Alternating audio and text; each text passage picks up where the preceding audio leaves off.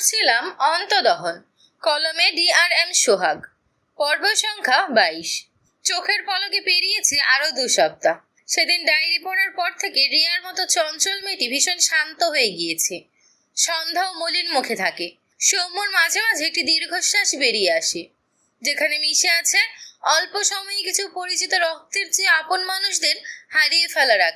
সৌম্য ধুলোমাখা গায়ে দুটো ঈদ পেতে বসে একটু জিরিয়ে নিচ্ছে। পরনে পুরনো একটি জিন্স প্যান্ট, যা হাঁটুর নিচ বরাবর গুটিয়ে রেখেছে।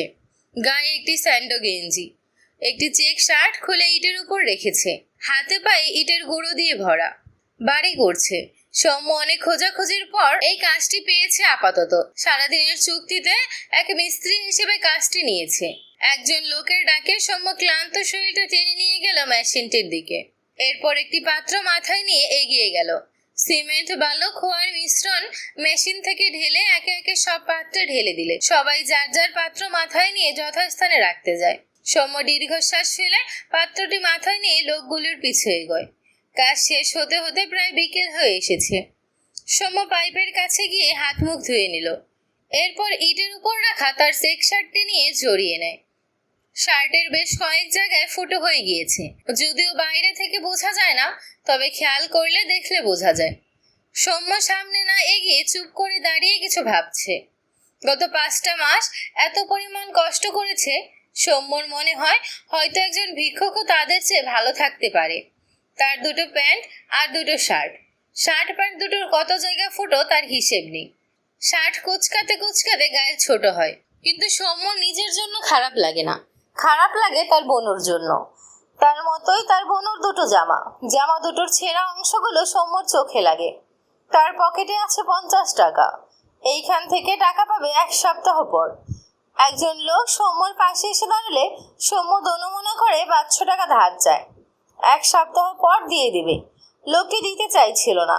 সৌম্যর মুখ মলিন হয়। লোকটি কি যেন ভেবে সৌম্যকে 400 টাকা দেয় আর বলে সময় মতো দিয়ে দিতে। সৌম্য খুশি হয়। পকেটে 450 টাকা নিয়ে সৌম্য মার্কেটে ঘুরছে, তার বোনুর জন্য একটা জামা কিনবে বলে। এত অল্প টাকায় মন মতো জামা পায় না সে, তবু অনেক খুঁজে খুঁজে একটি গোল জামা পায়। 400 টাকা দাম। মার্কেট থেকে বেরিয়ে ফুটপাতের উপর বসা একজন লোকের কাছে জামাটি পেয়েছে। সৌম্য জামাটি নিয়ে নেয়। শরীরটা ভীষণ দুর্বল লাগছে। সারাদিন কাজ করে গা ব্যথা করছে। সৌম্য ভাবলো 30 টাকা ভাড়া দিয়ে একটি ভ্যানে উঠে বাড়ি ফিরবে। কয়েক মাইল গিয়ে রাস্তার পাশে একটি কসমেটিক্সের ভ্যান দেখে সৌম্য আর এগোয় না। ভ্যানে বিদ্যমান নূপুরগুলোতে প্রথম সৌম্যর চোখ পড়ল। নূপুরের প্রতি সন্ধ্যার দুর্বলতা সে জানে। অনেক আগে একজন রূপোর নূপুর বানিয়ে দিয়েছিল সন্ধ্যাকে। একটি নূপুর হারিয়ে ফেলেছে, আর একটি এখনো যত্ন করে রেখেছে। সৌম্য এগিয়ে গিয়ে নূপুরটির দাম জিজ্ঞেস করলে বলে দাম 70 টাকা। সৌম্যর মন খারাপ হয়। তার কাছে আছেই 50 টাকা। দোকানদারের সাথে অনেকক্ষণ থেকে দামাদামি করে 50 টাকায় নূপুরটি কিনে বাড়ির পথ ধরে। শূন্য পকেট, হাতে বোনের জন্য একটা জামা আর একজোড়া নূপুর নিয়ে ক্লান্ত শরীরটা টেনে নিয়ে যায়। বনুকে হাসাবে ভাবতেই যেন শরীরের ক্লান্তি খানিক দূর হয়। প্রায় 30 মিনিট হেঁটে বাড়ি ফিরে সৌম্য। ধরণীতে সন্ধ্যা নামবে ভাব। উঠোনে পা রাখলে দেখলো সন্ধ্যা দরজায় বসে ভাত খাচ্ছে। সৌম্য এগিয়ে গিয়ে জিজ্ঞেস করলো, বনু তুই এত দেরি করে খাচ্ছিস কেন? ভাইয়ের কণ্ঠে সন্ধ্যা মাথা তুলে তাকায়। মাথা নাড়িয়ে বোঝায় এমনি। সৌম্যর ভাতের প্লেটের দিকে তাকালো। কাঁচামরিচ দিয়ে ভাত পাখানো, এক কোনায় একটুখানি লবণ। এই খাবার তাদের রোজকার খাবার। মাঝে মাঝে একটু একটু ভালো মন্দ খাবার খেতে পায়। প্রথম সন্ধ্যা ভাত খাওয়ার পর পেট ধরে বসে থাকতো। চোখের কোণে জমা পানি নিয়ে তার দিকে তাকাতো। সৌম্য বুঝতো সন্ধ্যার পেট জ্বলত, কিন্তু এখন তাদের অভ্যাস হয়ে গিয়েছে। তাছাড়া রিয়াদের অবস্থাও ভালো নয়। টাকার অভাবে একটা ছোট ফোন পর্যন্ত নেই। সৌম্য দীর্ঘশ্বাস ফেলে সন্ধ্যার পাশে ঘরের দরজায় বসে। মৃদু স্বরে বলে, অনেক ক্ষুধা লেগেছে বনু। সন্ধ্যা ভাইয়ের ক্লান্তিতে ভরা মুখের দিকে তাকায়। তার ভাতের পাত থেকে সৌম্যর মুখের সামনে খাবার ধরে। সৌম্য বিনা বাক্যে খাবার মুখে নেয়। সন্ধ্যা সবটুকু ভাত সৌম্যকেই খাইয়ে দিল। সৌম্যও তৃপ্তি করে খায়। খাবার শেষে 2 ভাই বোন ঘরের ভেতর যায়। সন্ধ্যা প্লেট হাত ধুয়ে রাখে। সৌম্য বিছানার উপর বসে জামা আর নূপুর জোড়া বের করে তার বোনকে কাছে ডাকে। সন্ধ্যা সৌম্যর পাশে গিয়ে বসলে সৌম্য প্রথমে নূপুর জোড়া সন্ধ্যার দিকে বাড়িয়ে দিলে সন্ধ্যা অবাক হয়ে তাকায় সৌম্যর দিকে। সৌম্য মৃদু হেসে বলে, টাকা নেই বোনো, তাই রাস্তার পাশে নূপুর দিলাম। টাকা হলে আবার রূপোর নূপুর বানিয়ে দেব। সন্ধ্যার চোখের কোণে নোনা জল জমে। তার ভাই এত ভালো কেন? সৌম্য তাড়া দিয়ে বলে, পর এটা। সন্ধ্যা সৌম্যর হাত থেকে নূপুর জোড়া নিয়ে তার দুপায়ে পড়ে নেয়। এরপর সৌম্যর দিকে তাকিয়ে মৃদু হাসে। সৌম্য একটু হাসলো। এরপর কানানা জামাটি সন্ধ্যার দিকে বাড়িয়ে দিলে সন্ধ্যা আগের চেয়ে অবাক হয়। সৌম্য মলিন গলায় বলে, সরি বোনো, অনেকদিন পর তোকে একটা জামা দিলাম। তোর দুটো জামাই ছিঁড়ে গিয়েছে। যেখানে কাজ পেয়েছি, কয়েকদিন পর টাকা পেলে আরেকটা কিনে দেব। সন্ধ্যা জানে সৌম্যর পকেটে 50 টাকা ছিল। সকালে সে দেখেছে। ইশারায় বোঝায় টাকা কোথায় পেলে। সৌম্য উত্তর করে, যেখানে পাওয়ার পেয়েছি, তোকে এত ভাবতে হবে না। সন্ধ্যা তার ভাইয়ের দিকে চেয়ে আছে। শুধু তার জামা তো ছিঁড়েনি। তার ভাইয়ের শার্টগুলো ধোয়ার সময় সন্ধ্যা খুব দেখেছে সৌম্যর শার্ট প্যান্ট দুটোর অবস্থা। অথচ তার ভাই কই না কই দেখে টাকা নিয়ে শুধু তার জন্য জামা আর নূপুর এনেছে। না চাইতেও চোখের কোণে পানি জমলো। সৌম্য এটা খেয়াল করে বোনের মনোভাব বুঝতে পারে। মৃদু স্বরে বলে, বোনু, আমি তো বললাম কয়েকদিন পর টাকা পেলে তোর সাথে আমিও আমার জন্য কিছু কিনবো। এবার একটু হাস। সন্ধ্যা ভাইয়ের কথায় জোরপূর্বক একটু হাসলো। পেরিয়েছে 1 সপ্তাহ।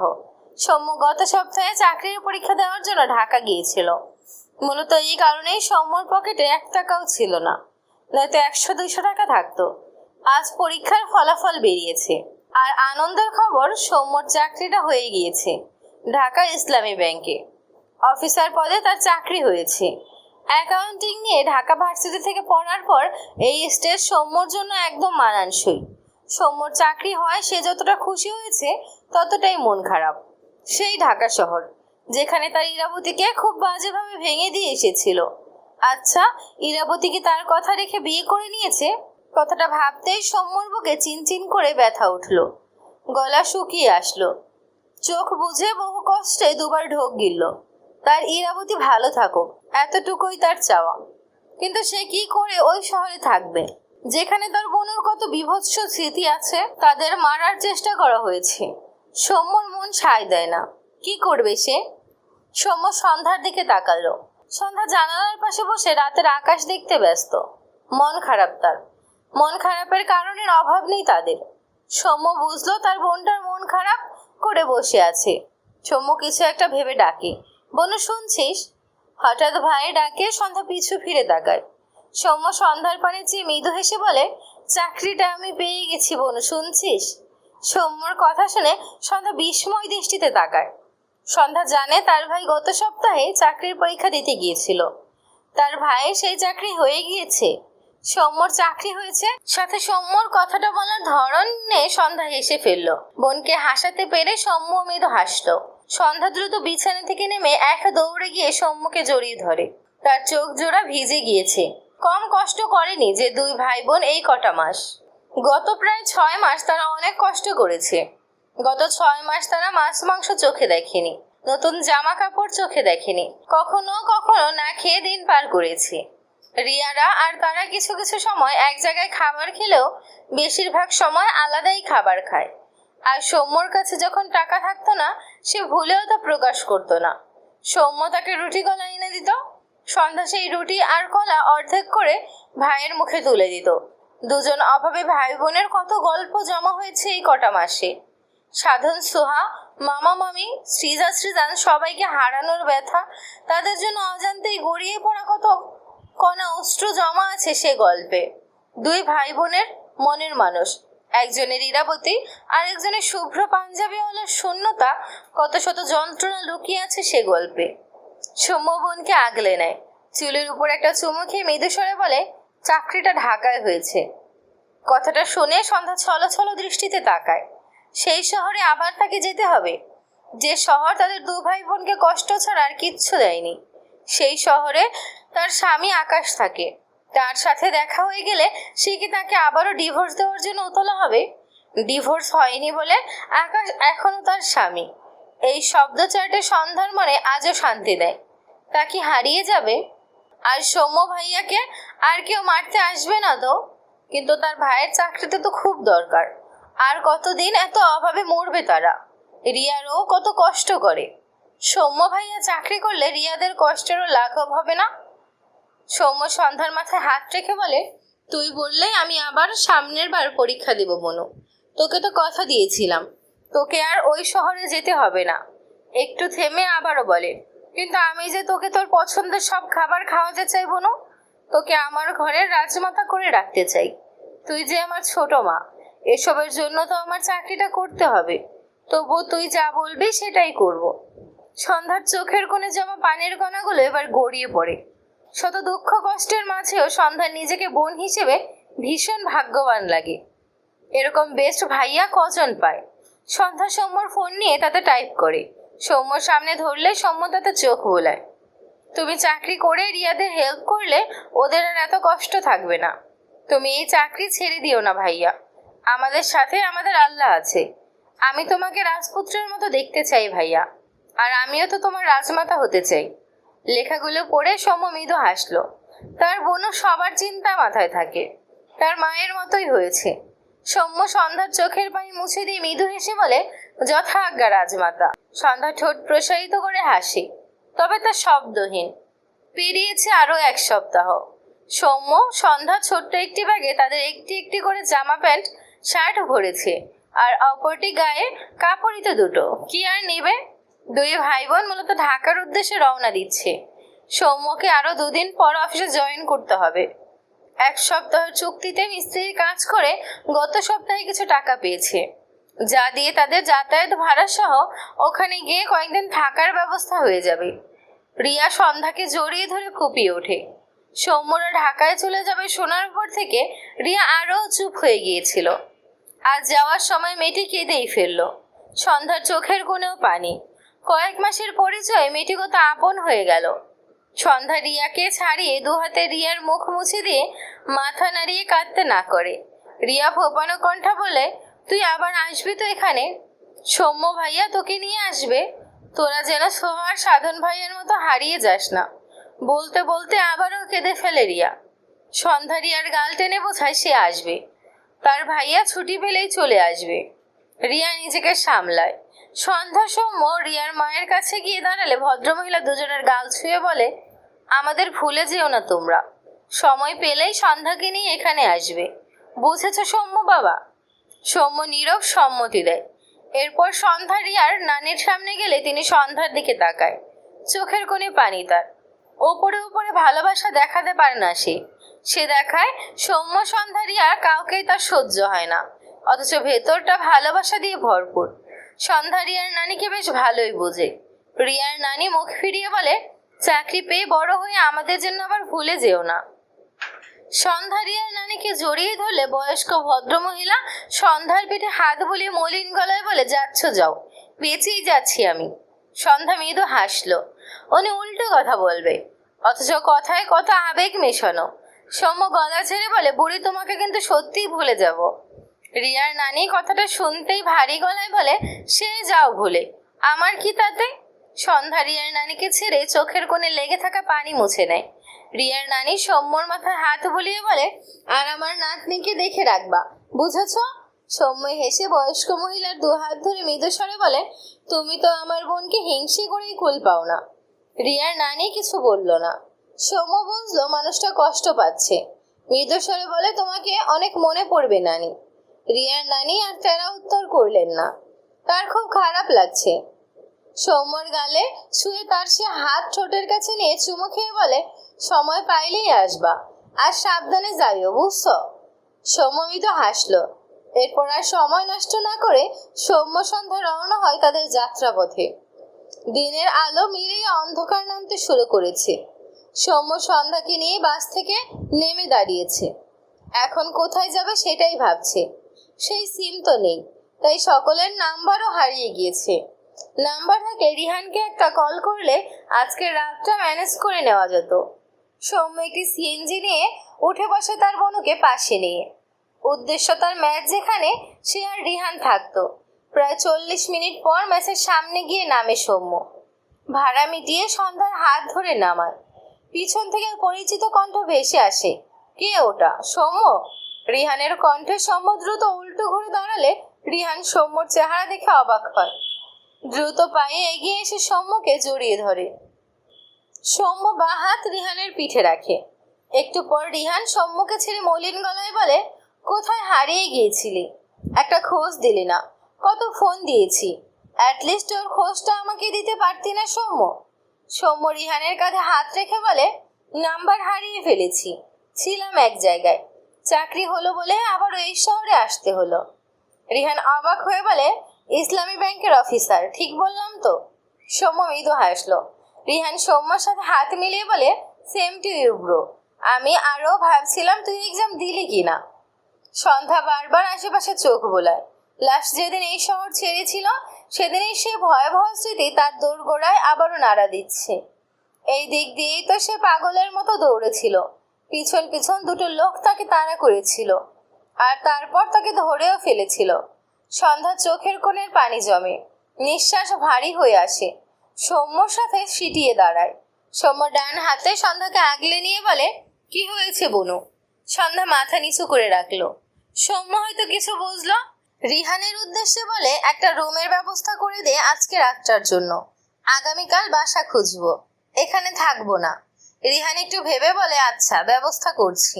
রিহান একটু সরে গেলে সৌম্য সন্ধ্যার মুখ উঁচু করে দেখলো তার বোনর চোখে জল গড়িয়েছে। সৌম্য ঢোক গিলল। সে এই জন্যই এই শহরে আসতে চায়নি কখনো। নিজেকে সামলে সন্ধ্যাকে জড়িয়ে ধরে মৃদু স্বরে বলে, আমাকে ক্ষমা করবি না বোনু? এই দেখ, কথা দিচ্ছি, আমি থাকতে তোর গায়ে আর একটা আঁচও লাগতে দিব না। আগের কথা ভুলে যা বোনু, তুই না আমার স্ট্রং বোনু।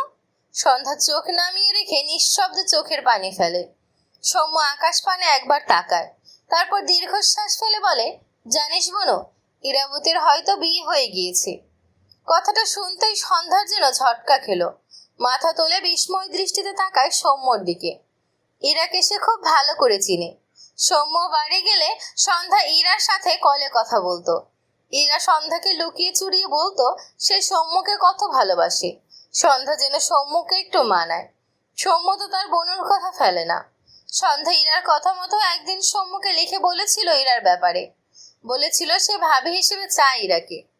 সৌম্য তাকে এক রাম ধমক দিয়েছিল সেদিন। একটু পর আবার তাকে বুঝিয়েছিল ইরা অনেক বড় ঘরের মেয়ে, তার সাথে ইরার যাবে না। সন্ধ্যা বুঝেছিল, সে ভাইয়ের সাথে দ্বিমত করেনি। তার ভাই মিথ্যে তো বলেনি, কিন্তু সন্ধ্যা এটাও বুঝেছিল সৌম্য ইরা আপুকে ভালোবাসে। সৌম্য যে তাকে মা ডাকে, মায়ের চোখ ফাঁকি দেওয়া যায়, সৌম্য সন্ধ্যার চোখ ফাঁকি দিতে পারেনি। তবে ইরা আপু সৌম্যকে খুব ভালোবাসতো। সন্ধ্যার খুব খারাপ লাগতো, কিন্তু ইরা আপু অন্যকে বিয়ে করে নেওয়ার মানুষ না। তার ভাইয়ের জন্য কত অপেক্ষা করেছে। আজ ভাইয়ের মুখে এমন কথা শুনে শক পেয়েছে মেয়েটা। সৌম্য একটু হেসে সন্ধ্যার চোখের পানি মুছে দেয়। ইরার কথা সে তার বোনকে বলতো না, কিন্তু সন্ধ্যার মন অন্যদিকে ঘুরিয়ে নিতে কথাটি বলল।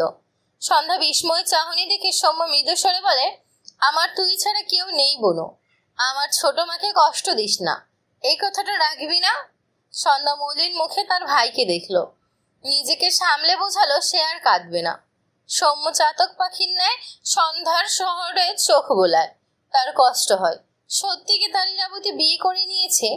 সন্ধ্যা সৌম্যর বাহুতে মাথা ঠেকিয়ে মলিন মুখে চেয়ে রয়। এই শহরে আকাশ আছে, কথাটা ভাবতেই সন্ধ্যার মন উতলা হয়। কোথায় আছে সেই মানুষটা?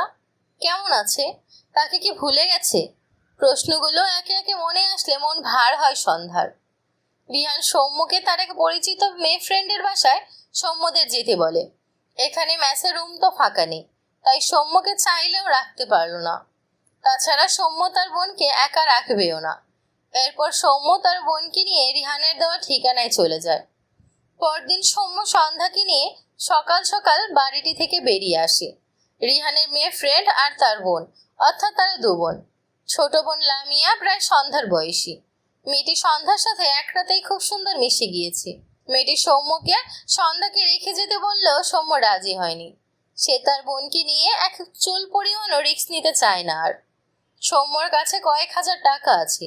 সেই টাকাগুলো খরচ না করে রেখেছিল এখানে এসে থাকার মতো একটি বাসা নেবে বলে, যেখানে ভালো পরিবেশ আছে, আছে তার বোনের নিরাপত্তা। ক্লান্ত সন্ধ্যাকে নিয়ে সৌম্য সারাদিন খুঁজে খুঁজে একটি বাসা পেয়ে যায়। সন্ধ্যাকে নিয়ে মাঝে মাঝে কোথাও বসে জিরিয়ে নিয়েছে, তবে সন্ধ্যার হাত 1 সেকেন্ডের জন্য ছেড়ে দেয়নি। বিকালের শেষ ভাগে বাসা পেয়ে সৌম্যর কাছে যা টাকা ছিল তা অ্যাডভান্স হিসেবে দিয়ে বাসায় উঠে পড়ে। রিহানের থেকে কিছু টাকা ধার নিয়ে সৌম্য প্রয়োজনীয় কিছু জিনিসপত্র কিনে এনেছে সাথে, যা দিয়ে মোটামুটি তারা 2 ভাই বোন জীবন ধারণ করতে পারবে। সময় কারোর জন্য থেমে থাকে না, সে তার নিজ গতিতে চলে যায়। সেভাবেই একদিন একদিন করে পেরিয়েছে 5 মাস।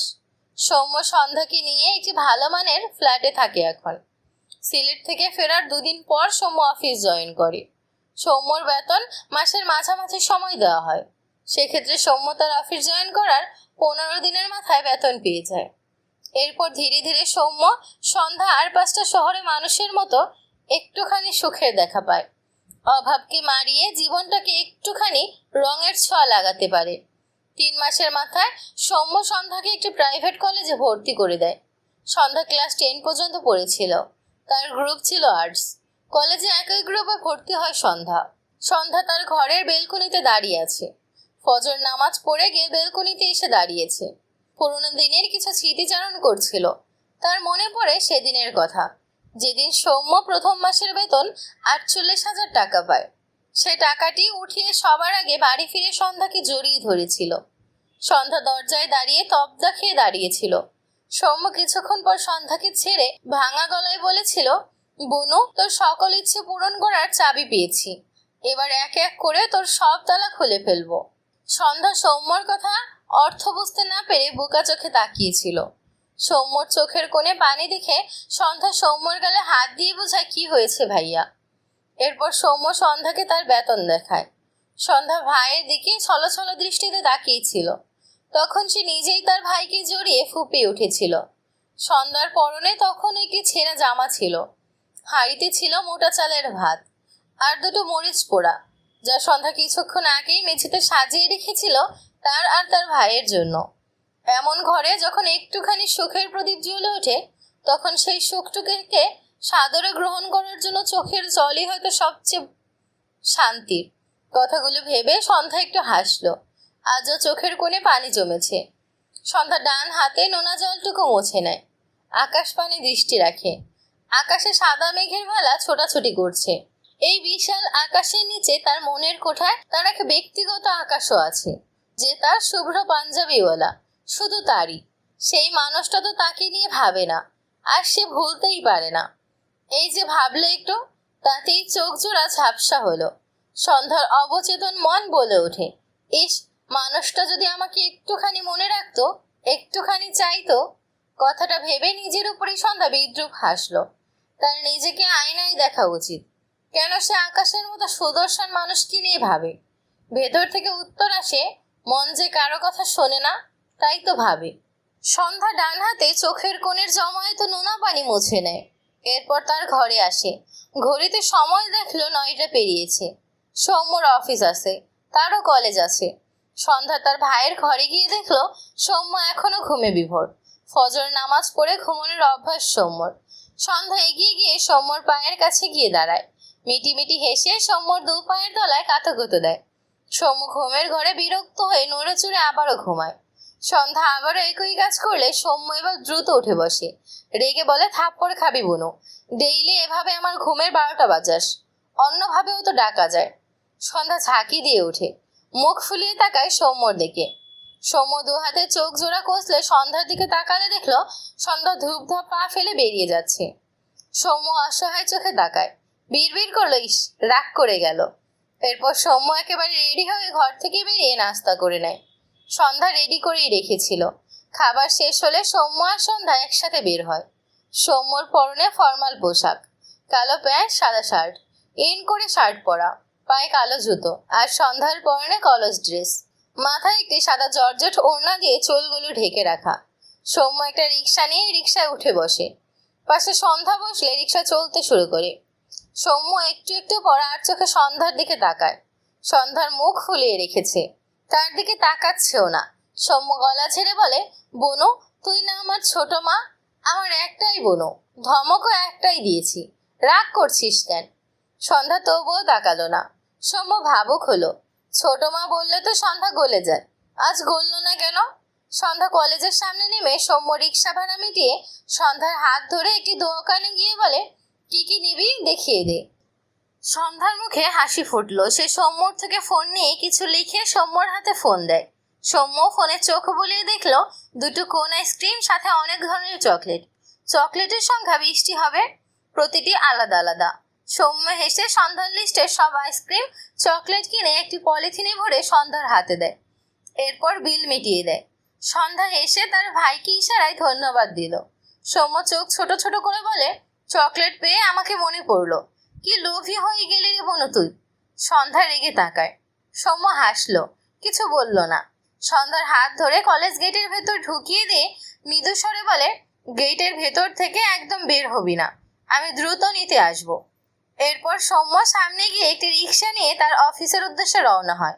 এখান থেকে খুব বেশি দূরে নয় তার অফিস। বেশ কিছুক্ষণ পর রিক্সা থেকে নেমে ভাড়া মিটিয়ে অফিসের সামনে বেশ অনেকটা সময় দাঁড়িয়ে থাকে সৌম্য। হাত ঘড়িতে একবার সময় দেখলো, এখনো 15 মিনিট সময় আছে। হাত ঘড়ির দিকে অনেকক্ষণ চেয়ে রইল সৌম্য। তার ইরাবতী তাকে একটি ঘড়ি কিনে দিয়েছিল। ঘড়িটি নষ্ট হয়ে গিয়েছিল, কিন্তু সৌম্য সেই ঘড়ি ফেলে দেয়নি, তার কাছে যত্ন করে রেখেছিল। কিন্তু ঘড়িটি তার প্রিয় মানুষের সাথে সাথে পুড়ে ছাই হয়ে গিয়েছে। সৌম্য দীর্ঘশ্বাস ফেলল। তার ইরাবতী হারিয়ে গেল। বছর হতে চলল, ইরাবতীও তার খোঁজ করে না। সেও তার ইরাবতীর জন্য শুধু দীর্ঘশ্বাসই ফেলে। এরপর সৌম্য উল্টো ঘুরে ইরার মাকে দেখে থমকে দাঁড়ায়। ইরার মা ছলছল দৃষ্টিতে তাকিয়ে আছে সৌম্যর দিকে। গালে হাত দিয়ে জিজ্ঞেস করে, কেমন আছো বাবা? সৌম্য ঢোক গিলে। ইরার মা জিজ্ঞেস করে, তোমার বোন সন্ধ্যা কেমন আছে বাবা? সৌম্য কথা বলতে পারছে না, চাইছে কথা বলতে, কিন্তু তার কথা বের হচ্ছে না। তবু বহু কষ্টে বলে, ভালো। ইরার মা মলিন গলায় বলে, তুমি আর সন্ধ্যা বেঁচে আছো জানলে ইরার বাবা হয়তো আজ বেঁচে থাকতো। সৌম্য বিস্ময় চোখে তাকায়। ইরার বাবা বেঁচে নেই? আর ইরা, সে কেমন আছে? আর তাদের সাথে ইরার বাবার বেঁচে থাকার কি সম্পর্ক?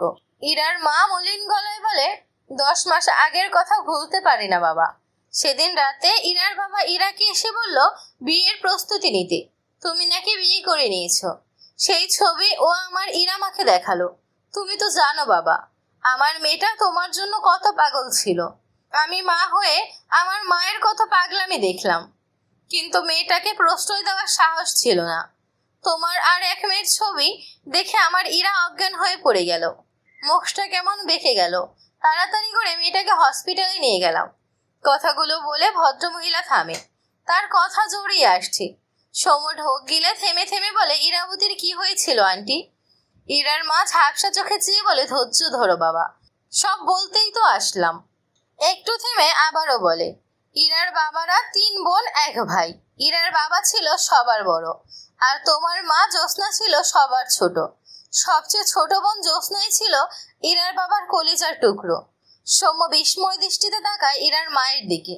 সে তো তাদের কোনো আত্মীয়দের চেনে না, আদৌ কেউ আছে কিনা সেটাও জানতো না। ইরার বাবা তার মামা, কিভাবে সম্ভব? ইরার মায়ের কথায় সৌম্য কথা বলার ভাষা হারিয়ে ফেলে। ইরার মা আবারও বলেন, আমার বিয়ের পরের দিন তোমার মা তোমার বাবার সাথে পালিয়ে যায়। ইরার বাবাদের খুব দাপট আগে থেকেই। তোমার বাবাকে হাতের কাছে পেলে হয়তো ইরার বাবা নিজ হাতেই জবাই করে ফেলতো। তোমার মা বড় ভাইয়ের ভয়েই কই যে হারালো কে জানে। অনেক খুঁজেও তোমার বাবা মাকে খুঁজে পায়নি ইরার বাবা। খোঁজ কখনো থামায়নি। তার কথা, সে যেদিন তার বোন আর বোন জামাইকে কাছে পাবে সেদিনই দুটোকে জবাই করে নদীতে ভাসিয়ে দেবে। মানুষটার কঠোরতা দেখে আমিও ভাবতাম সে কখনো তোমার মা বাবাকে খুঁজে না পাক, হয়তো তাদের খুঁজে পেলে সত্যিই মেরে ফেলবে। আমার ইরার খবর পাওয়ার জন্য হসপিটালে বসেছিলাম, তখন হঠাৎ ইরার বাবার ফোনে কল আসলে সে ফোন ওঠায়। কথা বলতে পারছিল না ঠিক করে, ফোন লাউডে দিল। ও পাশ থেকে কেউ একজন বলল, আপনার ছোট বোন জ্যোৎস্না আজ থেকে প্রায় 8 বছর আগে মারা গেছে। তার 2 ছেলে মেয়ে আছে। আপনি যাদের মারতে লোক পাঠিয়েছেন তারাই, নাম সৌম্য আর সন্ধ্যা। ইরার বাবা রেগে বলে, কি বাজে কথা বলছো? আমার বোন কিভাবে মারা গিয়েছে? আর ওর সন্তান ছিল? ও পাশ থেকে বলে, ছিল। আমি ভালোভাবে খোঁজ নিয়েই বলছি স্যার, 100% শিওর। কথাগুলো শুনে ইরার বাবা স্তব্ধ হয়ে যায়। এরপর ইরার বাবা আকাশের বাবাকে কল করে ভাঙা গলায় বলে, সাইফ, সন্ধ্যা, সৌম্য আমার বোনের ছেলে মেয়ে, ওরা জ্যোৎস্নার মেয়ে সাইফ। আকাশের বাবা বলেন, সেটা তো আমি অনেক আগে থেকেই জানি। ইরার বাবা বিস্ময় কণ্ঠে বলে, জানো মানে? ওই লোকদের না করে দাও, আমার বোন আর নেই, ওর দুটো প্রাণের গায়ে যেন আঁচ না লাগে। আকাশের বাবার উত্তর, আঁচ লাগবে না, শুধু মরবেও, চিন্তা করো না। ইরার বাবা রেগে বলে, ওদের কিছু হলে তোমাকে আমি জবাই করব সাইফ। আকাশের বাবাও রেগে কল কেটে দেয়। তখনই ভেতর থেকে ডাক্তার জানায় ইরা স্ট্রোক করেছে, অবস্থা খুব খারাপ। এই খবর শুনে আমরা দিশেহারা হয়ে গেলাম। এর কয়েক ঘন্টা পর ডক্টর জানায় আমার মেয়ে কোমায় চলে গিয়েছে। ইরার বাবা এত কঠোর হয়েও মেয়েটার জন্য হাউমাউ করে কাঁদলো হসপিটালে বসে। বারবার বলছিল তার জন্য মেয়ের এই অবস্থা। আমাকে বলছিল ইরাকে বলতে সৌম্যর বিয়ে হয়নি, সে মিথ্যা বলেছে। কিন্তু ইরা তো আমাদের কারো কথা শোনে না। এরপর ইরার বাবার ফোনে দুটো ছবি পাঠায় আকাশের বাবা। একটি ছিল তোমার পেটে চাকু মারা অবস্থায় রাস্তায় পড়েছিলে তুমি, আরেকটি ছিল সন্ধ্যা, মেয়েটির উপর একটি লোক ছিল। ছবিটা তো দেখে ইরার বাবা দুহাতে মাথার চুল টেনে কাঁদতে কাঁদতে বলেছিল, আমার বোন আর নেই, আমার বোনের দুটো প্রাণকে আমি মেরে ফেললাম। আমার ইরামা। কথাগুলো বলতে বলতেই মানুষটা হার্ট অ্যাটাক করে ওখানেই পড়ে ওখানেই মারা গেল। বোনের শোক, বোনের ছেলে মেয়ের শোক একসাথে সামাল দিতে পারলো না, সে চলে গেল ওপারে। স্বাভাবিক থাকতে মানুষটা তার বোন ইরা আর তোমাদের প্রতি কতই না কঠোর ছিল, অথচ সেদিন এই মানুষগুলোর জন্য এই মানুষটা শেষ নিঃশ্বাস ত্যাগ করলো। কথাগুলো বলে ইরার মা থামলেন। চোখের পানিতে ভদ্রমহিলার হিজাব ভিজে গিয়েছে। সৌম্য স্তব্ধ চোখে তাকিয়ে রইল ইরার মায়ের দিকে। চোখ দুটো অসম্ভব লাল। বহু কষ্টে কাপা গলায় উচ্চারণ করলো, ইরাবতী। ইরার মা হিজাবের কোণা দিয়ে চোখ মুছে ভারী গলায় বললেন, আমার ইরা মা আমার আর ডাকে না বাবা, ও তো তোমার শোক কাটাতেই পারলো না, আজও ওর জ্ঞান ফেরেনি। আমার মেয়েটা কি আর কোনোদিনও আমাকে ডাকবে না? কথাগুলো বলতে গিয়ে ইরার মা নিজেকে সামলাতে পারেন না। সৌম্যর পুরো শরীরটা ভূমিকম্পর নেই কেঁপে উঠল। তার ইরাবতীকে যেদিন কাঁদিয়ে রেখে এসেছিল, তার পরের দিন তার জন্য ইরাবতী একেবারে ঘুমিয়ে গেল। সে তো তার ইরাবতীকে ভালো থাকতে দেখতে চেয়েছিল, কিন্তু এটা কি হয়ে গেল? সৌম্যর ভেতরটা গলা কাটা মুরগির ন্যায় ছটফটিয়ে উঠল। সৌম্য ইরার মায়ের দিকে তাকিয়ে কিছু বলতে চায়, তার আগেই ইরার মা বলে, ইরার বাবা মারা যাওয়ার পর থেকে আমি ইরাকে নিয়ে আমার বাবার বাড়ি সিলেটে গিয়ে থাকি। আজ ঢাকায় আসলাম ইরাকে ডক্টর দেখাতে, মেয়েটার একটুও উন্নতি হয় না। এটুকু বলে ইরার মা রাস্তার ওপাশে আঙুল দিয়ে দেখিয়ে বলে, ওই অ্যাম্বুলেন্সে আমার ইরা আছে বাবা। সৌম্য সাথে সাথে তাকালো অ্যাম্বুলেন্সটির দিকে। সে এক সেকেন্ডও দাঁড়ালো না, ব্যস্ত রাস্তাটি ব্যস্ত পায়ে দৌড়ে পার হয়ে গেল। অনেকে হয়তো সৌম্যকে বকলো, কিন্তু সেসব যে সৌম্যর কানে যায় না। সৌম্য অ্যাম্বুলেন্সের পিছনে এসে দাঁড়িয়েছে, পিছনের দরজা খুলে রাখা। ডান পাশের সিটটা ইরা লম্বা হয়ে শুয়ে আছে। সৌম্যর চোখে ইরার ফর্সা দুপা আটকায়। সৌম্য নিঃশ্বাস নিতে পারছে না, মনে হচ্ছে পৃথিবীতে অক্সিজেনের বড্ড অভাব। বাঁ হাতে নিজের গলা নিজেই চেপে ধরলো। অ্যাম্বুলেন্সের অপর পাশে ইরার মামতো ভাই বসা ছিল, বয়স 21 বছর। ছেলেটি সৌম্যকে দেখে অবাক হয়। সৌম্যকে তারা সবাই চেনে, যার জন্য তাদের বোনের এই অবস্থা তাকে চিনবে না? ছবিতে দেখেছিল। ছেলেটি ভেতর থেকে বেরিয়ে এসে ইরার মায়ের পাশে এসে দাঁড়ায়। সৌম্য ডান হাতে অ্যাম্বুলেন্স আঁকড়ে ধরলো, চোখ দুটো ভীষণ ঝাপসা ঠেকে। সৌম্য তার কাপা দেহ টেনে তোলে, অ্যাম্বুলেন্সের ভেতরে গিয়ে ইরার মাথার কাছে বসে পড়ে। মুহূর্তেই সৌম্যর দু চোখ ফেটে জল গড়িয়ে পড়ে। ইরার মুখে অক্সিজেন মাস্ক লাগানো, কি নিশ্চিন্তে ঘুমিয়ে আছে সে। সৌম্য ইরার ডান হাত তার হাতে আঁকড়ে ধরে, বাঁ হাত ইরার কপালে রেখে ভাঙা গলায় ডাকে, ইরাবতী। কথাটা বলতে গিয়ে সৌম্য ফুপিয়ে ওঠে, যেন কোনো বাচ্চা নিজের আবদার পূরণ না হয় কাঁদছে। ইরার ডান হাত সৌম্য নিজের কপালে ঠেকিয়ে ভাঙা গলায় বলে, ইরাবতী, এভাবে থাকিস না, আমার ভীষণ কষ্ট হচ্ছে তোকে এভাবে দেখে। উঠে পড় ইরাবতী, আমি আর তোকে ছেড়ে কোথাও যাব না। একবার কথা বল ইরাবতী। কথাগুলো বলতে বলতে নিঃশব্দে চোখের পানি ফেলে সৌম্য। যে ইরাবতী সৌম্যর একবার তাকানোতেই প্রাণ ভরে হাসতো, আজ সে সৌম্য কত ডাকছে, কিন্তু ইরাবতী তার সৌম্যর ডাকে একটুও সাড়া দেয় না, একটুখানি চোখ মেলে তাকায় না। কেমন নিস্তব্ধ হয়ে পড়ে আছে তার ইরাবতী। সৌম্যর মনে হচ্ছে তার বুকের সব হাড় একসাথ করে কেউ ঘুরিয়ে দিচ্ছে। গলায় শক্ত কিছু বেঁধেছে যেন। বিড়বিড়িয়ে করুণ কণ্ঠে ডাকলো, ইরাবতী। সৌম্য সন্ধ্যাকে রেখে যাওয়ার পর সন্ধ্যা লামিয়ার জন্য গেটের সামনে দাঁড়িয়ে অপেক্ষা করছিল। লামিয়া ডাকলে সন্ধ্যা আবারও গেট থেকে বাইরে বেরিয়ে আসে। লামিয়া সন্ধ্যার সাথে একই ক্লাসে পড়ে। সৌম্য আর সন্ধ্যা প্রথম রাত লামিয়াদের বাসায় ছিল, সেখান থেকেই পরিচিত। কলেজে এসে দুজনের মাঝে ভালো একটি ফ্রেন্ডশিপ হয়ে গিয়েছে। লামিয়া সন্ধ্যার হাত ধরে একটি দোকানে যায়। সে সন্ধ্যার মতোই আইসক্রিম চকলেট খাওয়া পাবলিক। সন্ধ্যা মূলত লামিয়ার থেকে অভ্যাস পেয়েছে। প্রথম প্রথম বাচ্চাদের মতো সৌম্যকে দোকানে টেনে নিয়ে যেত, এখন সৌম্য নিজে থেকেই কিনে দেয়। লামিয়া তার পছন্দ অনুযায়ী আইসক্রিম চকলেট কিনে আবারও কলেজ গেটের দিকে যায়। তখনই কলেজের সামনে আকাশ গাড়ি সাইড করে দাঁড়িয়ে ভেতর থেকে আকাশ আর শিমু নেমে দাঁড়ায়। শিমু ছোট করে বলে, আকাশ ভাইয়া, আমাকে নিতে আসবা? আকাশ ছোট করে বলে, হুম। শিমু কলেজ গেটের ভেতরে চলে গেলে আকাশ গেটের পাশে উল্টো ঘুরে দাঁড়ায়। পরনে সাদা পাঞ্জাবি, সাদা গ্যাবার্ডিন প্যান্ট, পাঞ্জাবির হাতা ছেড়ে দেওয়া। গোটাতে ভালো লাগে না তার। মন মেজাজ ভালো না থাকলে সব কিছুই ভালো লাগে না। এই ব্যস্ত শহরে এত এত মানুষের ভিড়ে তার সন্ধ্যা মালতী ছাড়া সে ভীষণ একা। তার জীবনের রং তার সন্ধ্যা মালতী, যে হারিয়ে গিয়েছে। কেউ কল করায় পাঞ্জাবির পকেট থেকে ফোন বের করে কলে কথা বলায় ব্যস্ত হয় আকাশ। সন্ধ্যা লামিয়া আকাশকে পাস করে যাচ্ছিল। হঠাৎ একটি মেয়ের সাথে ধাক্কা খেয়ে সন্ধ্যার হাত থেকে দুটো আইসক্রিম মাটিতে পড়ে যায়। আইসক্রিম দুটো পড়েছে একদম আকাশের পায়ের কাছে। সন্ধ্যা কোনো দিকে তাকায়নি, দ্রুত নিচু হয়ে আইসক্রিম দুটো তুলতে নেয়। আকাশ কথা বলতে বলতে পা ওদিক ওদিক করলে তখনই তার বাম পা এসে পড়ে আইসক্রিম দুটোর উপর। কোন আইসক্রিম দুটো একদম চ্যাপ্টা হয়ে ভেতর থেকে বেরিয়ে এসেছে। সন্ধ্যা চোখ বড় বড় করে তাকায়। সে খাবে বলে আইসক্রিম দুটো ব্যাগ থেকে বের করে হাতে নিয়েছিল, আর এই লোক তার আইসক্রিম দুটো পুরো ইন্নানিল্লা করে দিল।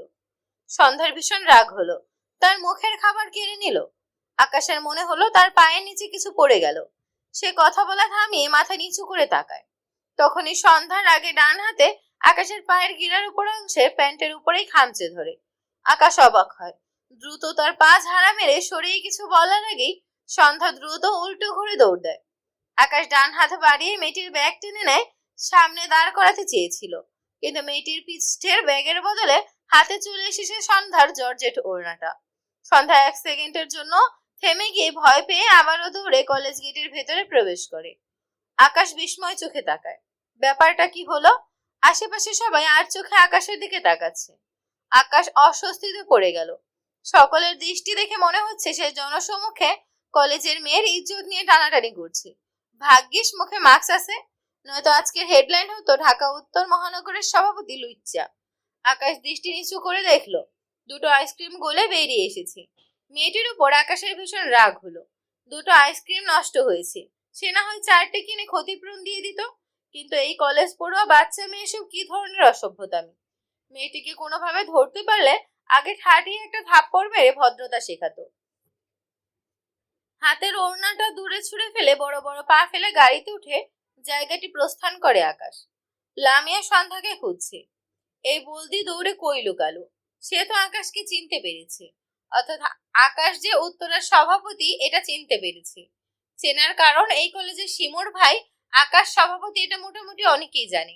সে দোকান থেকে আইসক্রিম চকলেট কেনার সময় আকাশ আর শিমুকে দেখেছিল, তাই আকাশের মুখ না দেখেও বুঝেছে এটা শিমুর ভাই সভাপতি।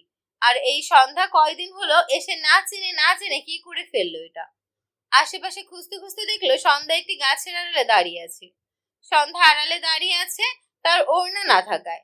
মাথায় কাপড় ছাড়া সে কারো সামনে যায় না, এখন সেটাই তো তার কাছে নেই। লামিয়া সন্ধ্যার সামনে গিয়ে দাঁড়িয়ে রেগে বলে, তুই কি পাগল? কি করলি ওইটা? চিনিস ওই লোকটাকে? সন্ধ্যা অসহায় মুখ হয়ে দুদিকে মাথা নাড়ায়, অর্থাৎ সে চেনে না। লামিয়া কপালে একটা থাপ্পড় মেলে বলে, উনি ঢাকা উত্তর মহানগরের সভাপতি। তোর এই কলেজে আর পড়া হবে না, বিদায় নেওয়ার জন্য প্রস্তুত হ। সন্ধ্যা চোখ বড় বড় করে তাকায়। তার ঘাম ছুটেছে। তার ভুলের জন্য এখন তাকে কলেজ ছাড়তে হবে। সৌম্য ভাইয়া শুনলে খুব কষ্ট পাবে। এখন সে কি করবে?